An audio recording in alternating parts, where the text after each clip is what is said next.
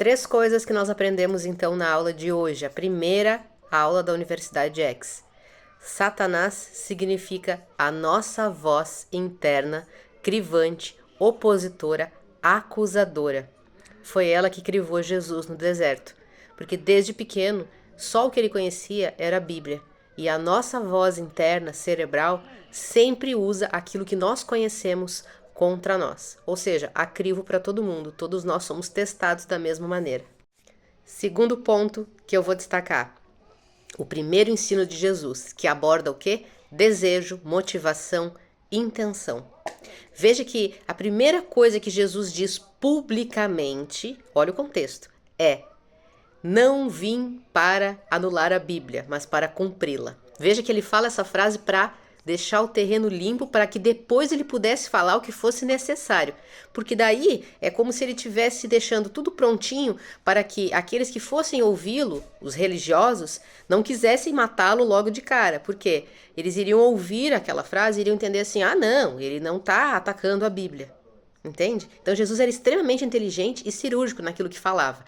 Essa foi a primeira frase. Só que, claro, os legalistas de hoje, das igrejas, usam essa frase como pretexto para que as pessoas se mantenham presas à lei, ao antigo contrato. Só que depois, em seguida, Jesus já entra com a dualidade, com a contraposição. E o que ele fala? Vocês que me seguem serão açoitados onde? Nos templos. E aí ele já entra com mais ensino de vigor contra a hipocrisia religiosa.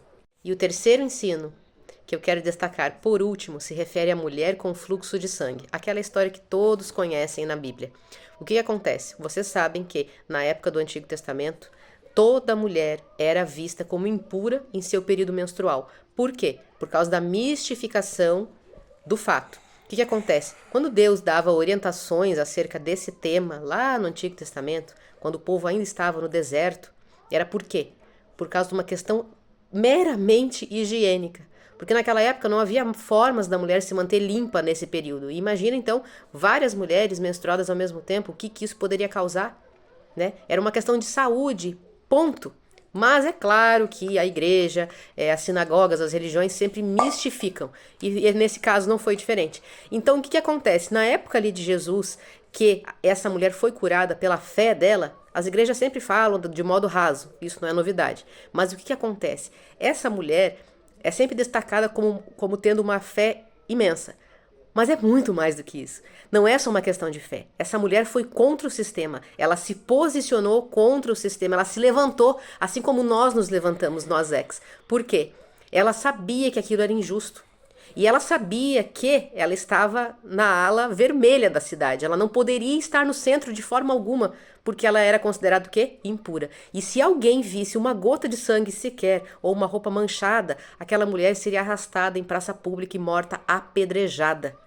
E é mesmo assim o que ela fez. Ela foi contra tudo. Ela se levantou, ela se ergueu e ela foi com toda a sua força espiritual buscar, encostar em Jesus para se curar. Isso é algo muito profundo e se conecta com aquilo que Jesus disse sobre o caminho estreito e o caminho largo. O caminho largo é dos religiosos e é a eles que Deus dirá no dia do juízo: não vos conheço.